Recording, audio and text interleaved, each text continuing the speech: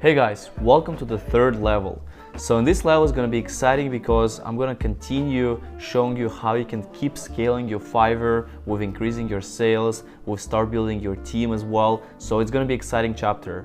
And in the first section, I'm going to be talking about how you can increase your sales at least 3 times. So I'll be showing you how you can use different methods such as recurring methods, how you can upsell clients. So we're going to cover this step by step. In this lecture, I'll be teaching you how you can properly upsell current clients. So I'm going to show you one of the safest methods and how I'm doing it on an example so you can understand what type of methods and approach you should take. So before you start upselling your clients, you need to really understand the approach and do a lot of research. Because if you're gonna start upselling them straight away without really analyzing and understanding the customer, you might find a lot of difficulties. The customer could be unhappy, he could feel that you're trying to be aggressive and selly, so you have to really do a proper research. Also, I'm going to show you some of the ways of how I do it and some of the templates I send, because you need to understand if you're offering a service. For example, let's say in my case I'm offering promotion for 30 days on their Instagram, right? So what my goal is to make sure the customer could stay for a longer time. So he can sign up for maybe 3 months, 4 months, and etc., right?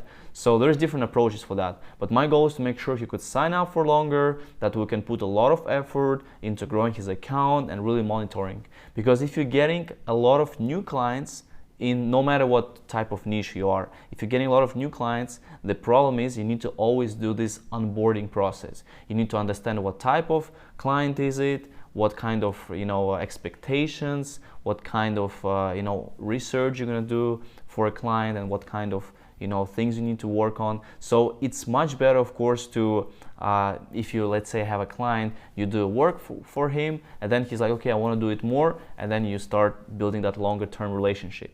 Because on the platform, it's very important to build those long-term relationships, and you can have clients who are gonna pay not only one time to you, but they could stay and use your services for a longer time.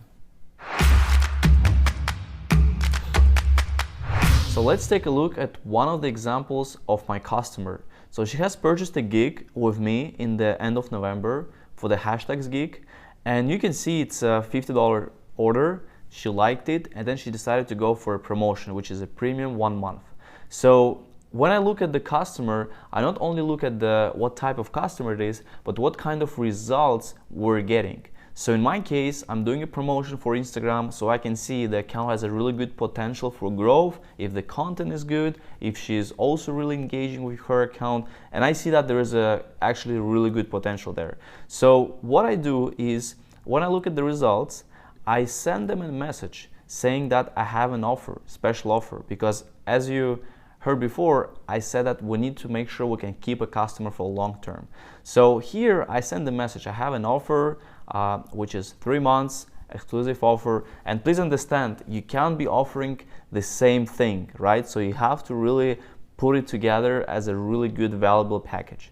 So once this order was done, so she was happy, she left a review. This is another thing which you have to pay attention, because the reviews are telling you if the customer is happy, not, if he's kind of like excited to go further with you on your promotions, or maybe not. So this is a good sign for us.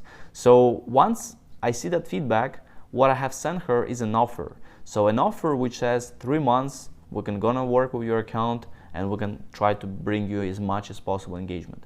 She replied that, okay, what's the difference? And I explained it to her.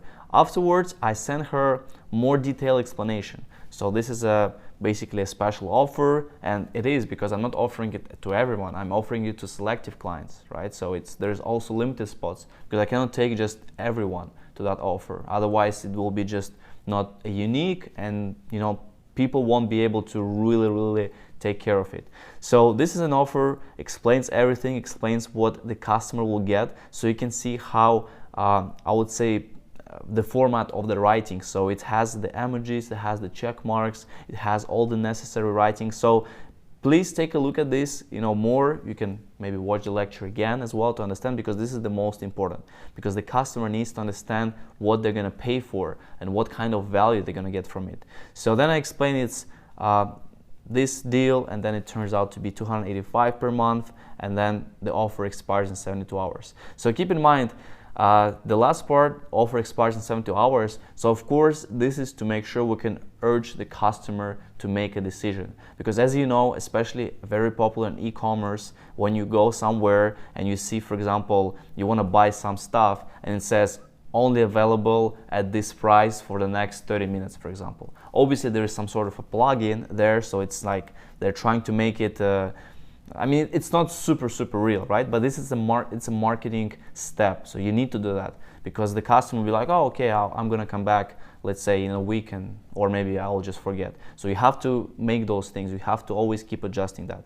And then she said, I'm happy to do that. And what I did for her is another good thing, is basically her first month she was upgraded to the package, so she didn't had to pay the full $285. So she paid the $150. So it was an upgrade. So like this, the customer could feel what kind of results, what kind of growth she will be expecting, and it's a good approach to do. So let's say you have a package for $150. She finished it, and then she's like, okay, I'm happy, I want to go for your bigger package. So you take what is remaining. So let's say your package is going to be like $300, right, every month. So she already paid $150. So instead of making $300 the first month, you can make $150. So she has to pay like an extra $150. It's like an upgrade, and then she will be signed up for that plan. And then the second month she will pay $285 or $300, whatever you set the price, and the third month as well. So as you can see, this milestone is actually stopped after the first month. Why it stopped? This is another interesting thing, because on Fiverr right now they are, I would say for customers, they're not taking decisions. For example, when you finish your promotion month, Fiverr doesn't really send a lot of reminders. So they just forget to pay the second month, and then afterwards they come back and say, oh, sorry, I forgot, can we start again? So with her case, I had to send another offer, and which I sent, where it explains the continuation of the service. So then she has paid for the second, third, and then continue to pay. So this is a very good example, and you can see the customer, she's very happy, she's excited to go further. So this is a very good case, that even though you can have a customer who will pay you $50, as you can see here, it doesn't mean that she doesn't have a possibility to pay you more. So you have to be very careful. You have to really understand the customer, do a lot of good research, and then you should not be afraid to offer a bigger package if you have one. So if you have a good package, you should be really confidently offering that, and then seeing. So sometimes people will say no. Sometimes people would say, I'm sorry, I can't do it right now, I'm on a budget. Sometimes they will say, yes, I'm in. So that's the most important, to make sure you can do first a good research, and then you can send that offer and get all the information. So to sum up this lecture, the very first thing you should do is research. You need to understand that you can't offer your big package to everyone, because if you see, for example, some results could be good from customers, some results could be not as good, and if you offer something bigger and they'll be paying you more, so then they'll be expecting you much better results. So you have to do a good selection on that. And of course, you need to also look at the communication, because some customers, they don't reply anything. They're just like, they order and then they're gone, so you can't really have that flow of communication. And this is of course very important, because if something happens, you want to make sure that you guys could solve it together and by communicating with each other. So be careful of that, and going forward we're going to have exciting lectures, because I'll be showing you some other ways of how we can do the upsell, of how you can do that research. So stay tuned. Thank you guys so much for watching this lecture. Please understand that you need to be active with the group. You need to make sure you're participating, answering questions, and helping each other. So see you in the next lecture.